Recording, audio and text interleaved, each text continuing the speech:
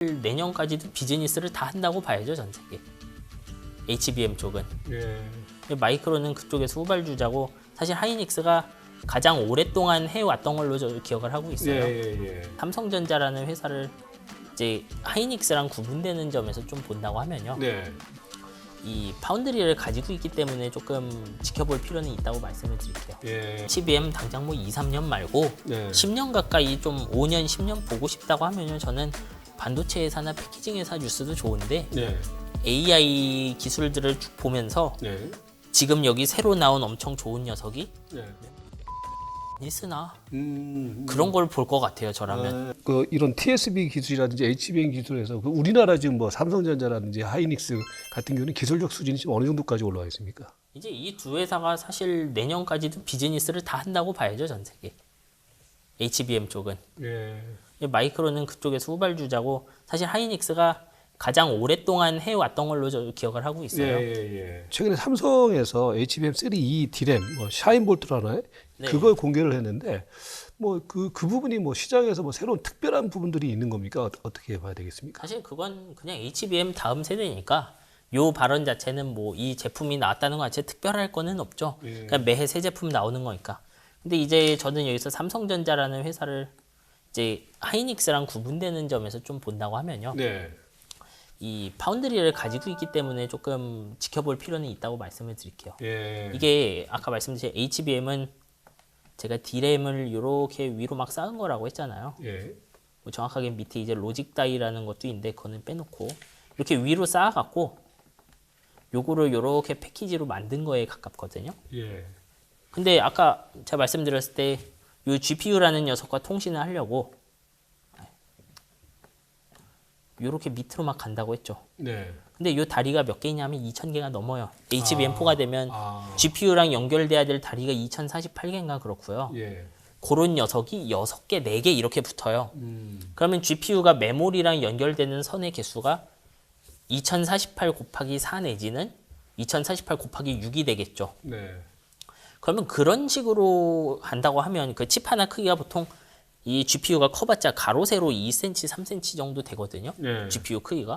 그럼 가로 2cm, 세로 3cm에다가 한 10,000개 가까운 연결을 어떻게 만들 거냐 이 질문이 나오죠, 이제. 그렇죠. 그거 눈에나 보일까요, 그게? 그러니까 이런 HBM 같은 메모리는요. 제가 사서 집에 있는 컴퓨터에 꽂아야지 짜잔 하고 껴지는 물건이 아닌 거예요. 처음부터 GPU를 만드는 회사가 HBM 쓸 걸 각오한 다음에 HBM과 연산용 칩, GPU를 연결하는 것까지 누군가한테 맡겨서 해야 되는 거예요. 왜냐하면 제가 이 집에 있는 인두나 납땜기로 할 수 있는 크기가 아니거든요. 근데 그런 거 연결도 누가 하냐 하면은 파운드리나 오사트가 합니다, 거기서. 그래서 삼성전자가 턴키 이야기를 하는 것이겠죠. 왜냐하면 메모리도 갖고 있고 파운드리도 갖고 있으니까. 둘 다 우리가 만든 거니까 이걸 같이 하면은 훨씬 좋지 않겠어? 라는 의미겠죠. 삼성 같은 경우에는 이제 파운드리 쪽에 약간 강점이 있으니까 그 부분들 때문에 이제 뭡니까? 삼성전자의 그 특별한 부분이라기보다는 약간 차별화된 부분을 우리가 보면 되겠네요. 이거는 하이닉스가 쉽게 제공할 수 있는 건 아니잖아요. 파운드리가 없으니까요. 그러니까 하이닉스의 HBM 같은 걸 일단 구매하고 나면 그 구매자인 엔비디아가 파운드리나 오사트 그 패키징 업체에 가져가서 붙여야 되는 거죠, 자기들 거랑. 여러분이 이제 이런 거를 전문가님도 그렇고 보실 때 기술이 크게 어떻게 변하는지, 왜 이런 걸 요구하는지를 보는 게 좋죠. 그렇죠. 왜냐하면 지금 이것도 결국 소프트웨어가 변해서 인공지능이 등장해서 메모리랑 GPU가 아주 많이 통신을 하고 싶은 것이죠. 근데 그걸 통신을 많이 하려는 하나의 목적을 놓고 다 같이 달려드는 거예요, 그냥. 근데 그렇게 하기 위해서 메모리를 일단 위로 쌓았더니 그 구멍도 뚫어야 돼요. 그 구멍을 뚫어서 내놨더니 GPU랑 연결도 해줘야 되죠. 그러니까 이제 점점 요 새로운 높은 성능을 만들기 위해서 점점 많은 그 업체들과 그 전문가들이 모여야 되는 상황이 된 거죠. 이제 80년대, 90년대 진짜 무어의 법칙이 잘 나가던 때는요. 1년 지나면 메모리 속도도 그냥 2배 빨라졌어요. 그렇죠. 이제 그런 좋은 시절이 갔기 때문에 이렇다라는 측면도 있어요. 하이닉스 같은 경우가 이제 최근에 보면 이제 HBM 생산을 계속해서 확대한다라고 지금 발표를 하고 있지 않습니까? 그게 뭐 시장성이 그만큼 계속 이어질 것이라고 보세요. 어떻게 보세요? 사실 이건 되게 불확실한 영역이죠. 그러니까요. 하이닉스가 HBM을 실제로 시장에 내놓은 거 이제 사람들이 쓰는 제품에 내놓은 건 제 기억으로 2016년에 AMD 퓨리라고 네. 그 게이밍 카드 있어요. 게이밍용 GPU가 있었는데 예. 그것 때문에 내놨죠. 근데 우리가 인공지능 유행한 거는요, 실제로는 2012년에 사람들이 인공지능의 가능성을 알았어요. 네. 2012년 이미지넷 대회 때 이미 인공지능이 잘 되고 인공지능 학습엔 메모리가 중요하구나. 이 사실들을 그때 압니다. 예. 근데 HBM이 언제 터졌죠? 작년에 터진 거잖아요, 그렇죠, 사실은. 그렇죠, 그렇죠. 작년 말에 터진 거예요. 챗GPT가 나오면서. 예. 이게 무슨 의미냐? 지금 많은 회사들이 어떤 시장성이나 시장 예측 같은 걸 하고는 있지만 있지만 실제로는 인공지능이라는 범주 안에서도 챗GPT라는 일종의 킬러 애플리케이션이 나왔기 때문에 갑자기 수요 예측이 완전히 변해버린 거잖아요. 그렇죠. 예.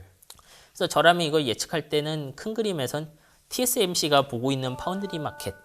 TSMC는 예를 들면 지금 한 앞으로 몇 년 동안 연 10%씩 파운드리가 성장한다고 하고요. 예. 그 AI가 매출에서 차지하는 비중도 한 2배쯤 늘 거다 이런 식으로 얘기를 해요. 예. 이게 정확한 숫자는 다시 봐야 되는데 저도. 예. 그럼 저라면은 그 정도 숫자로 성장하겠구나라고 생각을 할 것 같아요.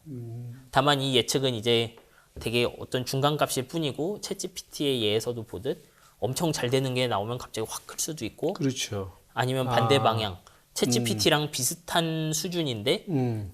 AI 크기가 10분의 1이다. 예. 그러면 또 HBM 수요가 줄어드는 결과가 나오겠죠. 예. 그러니까 이거 소프트웨어가 좀 키를 들고 있기 때문에 크게 변동할 수 있는 예측이라고 말씀드리고 싶어요, 저는. 그러니까 최근에 이제 발표된 자료를 보면은 그 HBM 그 연간 성장률이 뭐 한 40에서 50% 정도 계속 성장을 할 것이다라고 얘기를 하는데 거기에는 여러 가지 가변적인 요소들이 있다. 네. 이걸 우리가 고려를 해야 된다. 이 예. 말씀이시죠? 뭐 당장 2년 전에 HBM 수요 보고 지금 수요 예측 보면은 황당할 거라고요. 맞습니다. 예. 왜냐하면 단 하나의 요소가 너무 큰 거를 바꿔놨거든요. 예. 그러니까 이제 최근에 주가도 이제 HBM 관련주들의 경우가 최근에 올라가는 게 있는데 그게 이제 작년부터 폭발적으로 늘어났던 그런 매출이라든지 그런 거에 기인한 바가 있지만은 향후에 불확실성은 분명히 있다라는 점 우리가 간과해서는 안 될 것 같은데. 네, 그렇죠. 아마 메모리 회사들도 갸우뚱갸우뚱하겠죠. 예. 왜냐하면 수요가 이렇게 폭발해서 감사하긴 한데 수요가 폭발한 그 논리를 쭉 추적해 보면 결국 저기 미국의 오픈 AI 하나가 뭔가 큰 걸 해냈기 때문인 거잖아요. 그렇죠. DDR5 이제 관련 얘기들도 하고 있는데 일단 예, 예. 일단 우선은 HBM과 DDR5와 차이점이라든지 다른 점이 뭐가 있습니까? 이제 앞에서 우리가 HBM부터 살펴보긴 했는데 이렇게 위로 막 쌓아서 수직으로 뚫지 않은 메모리들도 있죠. 요 우리 보면 이렇게 까만 칩 달려갖고 컴퓨터에 꽂는 메모리 있잖아요. 네. 요런 모양으로 생긴 거. 이제 요런 게 DDR5 메모리죠. 그리고 요 메모리는 보통 PC용, 노트북용, 서버용이 있는데 그 중에 이제 서버용 요거 하나 용량이 큰 거, 예. 요 꽂는 거 하나 고용량인 거에 수요가 늘어나고 있는 상황인 거죠 지금. 예. 이것도 AI 때문에 그렇습니다. 결론부터 말하면. 향후에는 이제 DDR5만 쓰는 어떤 CPU가 나올 것이다. 라는 이야기가 그러니까 우리가 그걸 어떻게 이해를 해야 될 것 같습니까? 그거는 뭐 그냥 컴퓨터 역사 같은 거라서요. 예전에는 그 SDRAM이라는 거 썼고 예. 그 다음에 DDR1, 2, 3, 4 갔는데 예. 이 방향 자체도 계속 이제 요 우리가 말하는 DDR 메모리 보통 CPU랑 이렇게 통신을 해요. 예. CPU가 GPU처럼 그 드라마틱하게 높은 대역폭을 요구하진 않는데요. 예. 그래도 매해 성능이 빨라지잖아요. 예. 예를 들면 제 CPU가 10배 빨라졌는데 메모리 속도는 10년 전 그대로더라. 예. 그렇게 쓸 수가 있을까요? 그렇게 쓸 수는 없죠. 그러니까 메모리도 계속 속도를 높여주긴 해요. PC용 메모리가. 예. 이제 DDR4, 5 넘어가는 건 그 속도를 높여주는 과정인 거예요. 예. 성장성이라든지 이런 부분 속에서는 DDR5보다는 HBM이 더 좀 각광을 받을 것이다. 이렇게 예측하면 되겠습니다. 성장 속도 자체야 HBM이 이제 AI가 핫하고 인공지능 정확한 학습이 핫하기 때문에 당분간은 빠르게 성장하겠죠. 네. 다만 이제 원래 메모리의 세계 축이었던 PC, 예. 서버, 예.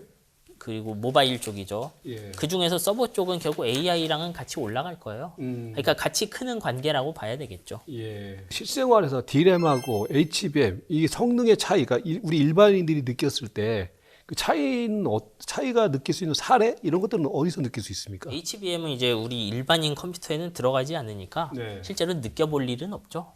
이게 앞에서 말씀드렸지만 비싸잖아요, HBM이. 네.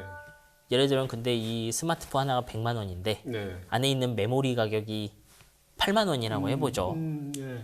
근데 예를 들면 그 HBM이 한 3, 4배 비싸다고 해볼게요. 네. 그러면 폰 가격이 130만 원 이렇게 비싸지겠죠. 예. 근데 문제는 뭐냐면요. 이런 스마트폰이나 노트북은 대부분 꺼져 있죠. 그렇죠. 예. 그러니까 메모리가 빨라도 평소에는 얘는 자고 있어요. 아, 그러니까 여기에 심지어 누가 HBM 넣어줘도 체감도 없고 음. 가격만 비싸지는 거죠. 아, 우리 실생활에 있냐 이런 질문보다 이제 기초를 이해하자라는 관점에서 얘기를 좀 해볼게요. 네. 왜냐하면 이런 거죠. HBM은 와 이런 게 아니고 HBM은 엄청 비싸고 네. 데이터 전송 속도가 빠르다. 예. 그럼 내가 이거 예를 들면 쓰지는 않지만 예. 그 스마트폰에 쓰면은 좋을까? 이렇게 질문을 하면 이 생각은 거예요. 내가 하루에 스마트폰 몇 시간 쓰더라? 내가 뭐 하더라? 근데 웹브라우저 여는데 1초 걸리던 게 0.9초 걸려요. 예. 거기다가 30만 원 더 쓰고 싶냐 이거죠. 예. 폰 가격 아니죠. 근데 AI는 제가 예를 들어 메모리 가격을 한 3, 4배 더 냈는데 20% 빨라졌어요. 예를 들면. 예. 그러면 메모리에 4배 가격 낸다는 거예요. 이 사람들은. 우리가 스마트폰 하는 거 끼케야 뭐 이거나 하는 거지만 거기는 지금 그 뭐야 구글 받는 그 챗GPT보다 몇 달 늦었다고 시장을 다 뺏긴 거잖아요. 그렇죠. 그러면 돈을 써야죠. 지금은 이제 HBM의 최대 수요처가 뭐 그 AI라든지 이런 쪽이 되는데 그 이외에 HBM을 필요로 하는 수요처 뭐 어디 있습니까? 그런 것들이? 뭐 딱히 해봤자 이거 대부분 AI고 기존 슈퍼컴퓨터나 뭐 HBM의 원가가 계속 싸지면은 게이밍 쪽으로도 조금 넘어올 거고 뭐 이런 정도죠. 그 정도. 근데 게임 쪽 같은 데는 넘어가봤자 기존의 AI 쪽보다는 뭐 수요라든지 그렇죠, 이런 예. 것들은 한계성이 있다라는 거죠. 네 맞죠. NVIDIA 저 GPU에 이제 HBM이 들어가는 구조, 그거는 이제 구체적으로 어떤 구조로 들어가는 겁니까? 이거 뭐 쉽게 말씀드리면요. 결국 아까 말씀드렸던 메모리에 뭔가를 저장하고 연산칩이 접근한다. 예. 연산칩이 메모리에서 원하는 걸 가져온다 개념이잖아요. 그렇게 돼 있는 거예요. 그러니까 TSMC 그 엔비디아는요 GPU를 TSMC에 가서 이걸 만들어요. 예. 그러면 얘는 요 안에 연산기가 빼곡하게 박혀 있는 이런 칩을 하나 만드는 것 뿐이에요. 예. 그러면 어떻게 되냐면 그 옆에다가 이제 메모리를 연결하고 싶은데 메모리를 이렇게 GPU 주변에 둘러놔요. 이렇게 둘러놓고 요 밑에서 이제 와이어로 막 이렇게 연결하는 거예요, 실제로는. 그러니까 모든 칩 간의 연결은 어떻게 보면 비슷한 감이 있어요. 칩을 따로 만들고 메모리 만들고 연산용 칩, CPU나 GPU를 만들고 전선으로 연결하는 거죠. 네.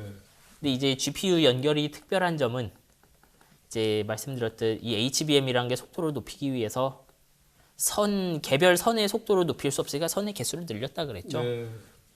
그러면 선이 2배가 되면 이 GPU에 이렇게 꽂아야 되는 구멍도 많아지죠. 이게 뭐 10,000개 단위로 있을 거예요. GPU랑 메모리를 연결하는 거 총 개수가. 네. 근데 이렇게 가로 세로 2cm, 3cm 이런 칩이니까 이게 10,000개짜리 구멍을 제가 납땜할 수는 없으니 파운드리에 가갖고 좀 반도체 만드는 거랑 비슷하게 밑에다 웨이퍼를 깔고 예. 그 위에다가 HBM이라는 GPU를 올린 다음에 예. 그 안에서 좀 반도체 제조 기술에 가까운 걸로 연결을 해줘요. 예. 그런 식으로 결합이 돼요, 얘들은. 그러니까 그냥 원칙 자체는 제가 집에 있는 컴퓨터에다가 메모리 하나 끼는 거랑 똑같긴 한데 그냥 그렇게 뚫기에 제가 집에 있는 메모리가 다리가 한 200 몇 개 돼요. 예. 그 제 CPU가 가로 세로 2, 3cm라고 해봤자 예. 다리가 한 1500 몇 개 이렇게 있거든요. 1700개인가? 예. 근데 얘는 그거보다 크기 조금 더 큰데 다리 개수가 10,000개가 넘는 거죠. 그렇게 꽂을 수가 없는 거죠. 여긴. 그러니까 속도는 높여놨는데 이거 연결하려고 보니까 그냥 연결이 안 되네. 저기 오사탄데 가야지. 예. 파운드리랑 같이 해야지. 이렇게 되는 거예요. 예. HBM이라는 것이 물론 지금 현재는 수요가 폭발적으로 늘어나고 있지만은 분명히 가변적인 요인이 있을 것이다라고 했을 때 하이닉스가 현재 공격적으로 이렇게 생산 확대하고 이런 부분들 뭐 의미가 있고 시장성이 있다라고 보세요. 어떻게 보세요? 이건 그냥 당연한 반응이라고 생각해요.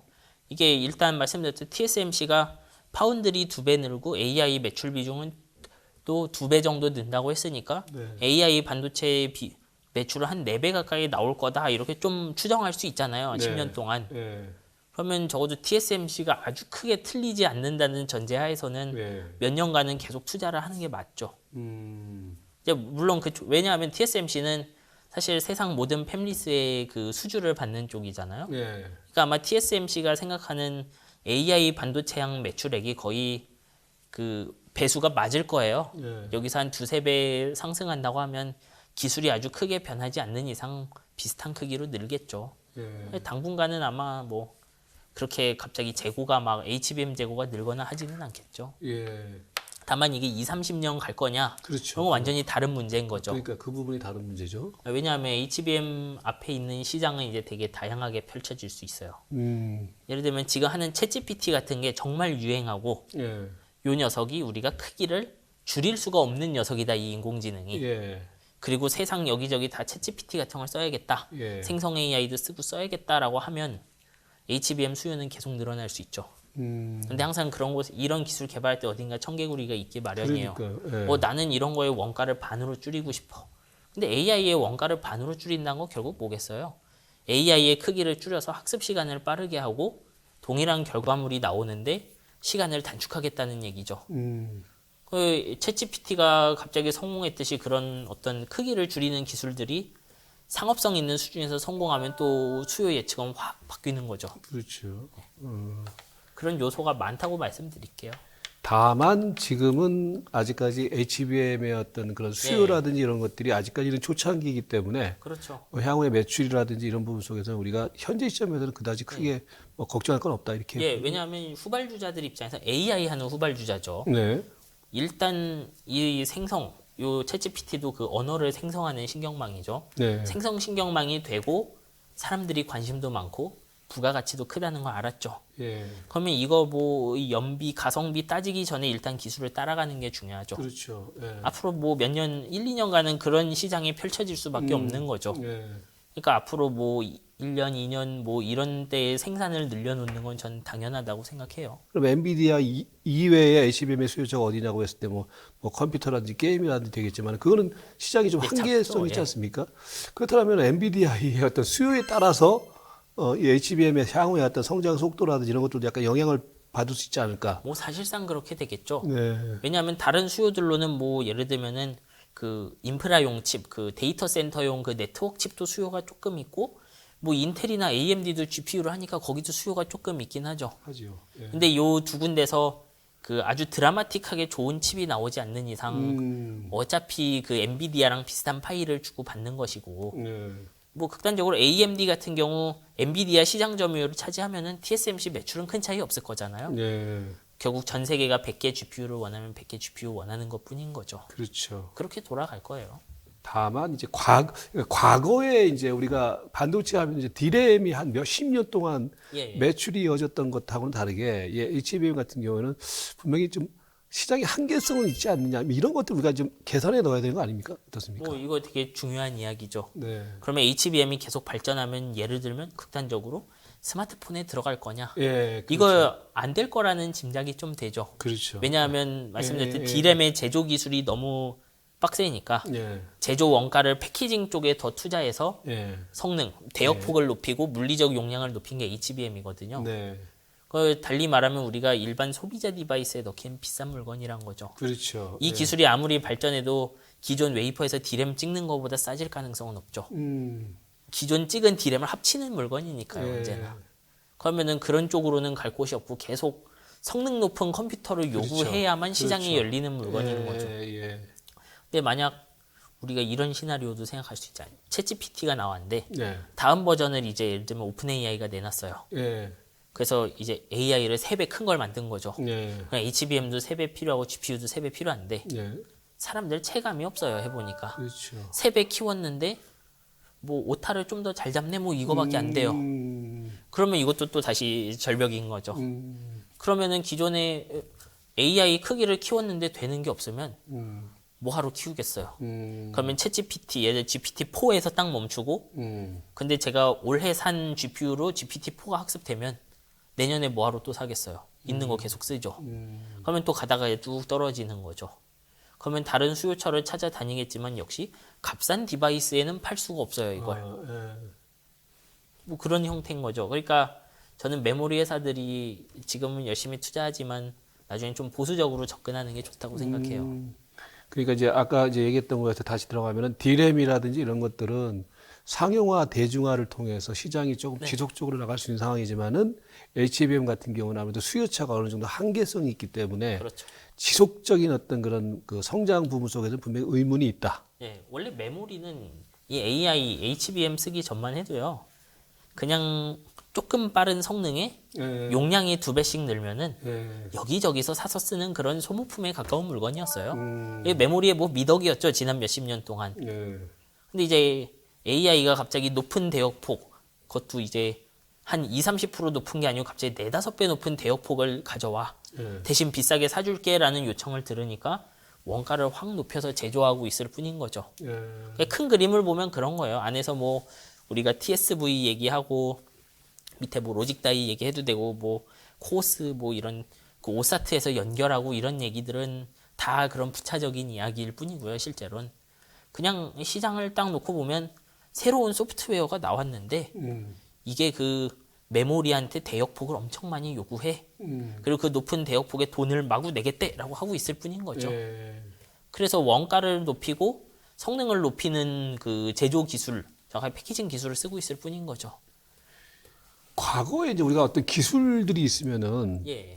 초반에는 이제 그 기술이라는 것들이 이제 그 처음에 들어가는 원가 비용도 많이 들어가고 하기 때문에 항상 수요처는 항상 한계성이 있었는데, 근데 기술이라는 건 항상 발전하지 않습니까? 예. 라고 했을 때 HBM 같은 경우에도, 뭐 저는 이제 기술적으로 모르니까 이제 여쭙는 건데, HBM이라는 것들도 지금은 최대 수요처가 뭐 엔비디아라든지 거대 어떤 AI 기업이겠지만은 나중에 기술 개발을 통해서 HBM 기술 개발을 통해서 그거를 좀 원가도 좀 줄이고 하면서 뭐 핸드폰에 들어간다든지 아니면 상용화하거나 대중화 될 수 있는 그런 기술 개발의 가능성은 없는 겁니까? 어떻습니까? 근데 문제가 있죠. 예전 스마트폰이라고 하면 그래서 HBM의 원가를 제가 용량당 원가를 모바일 디램의 한 2배 정도로 유지를 했다고 해볼게요.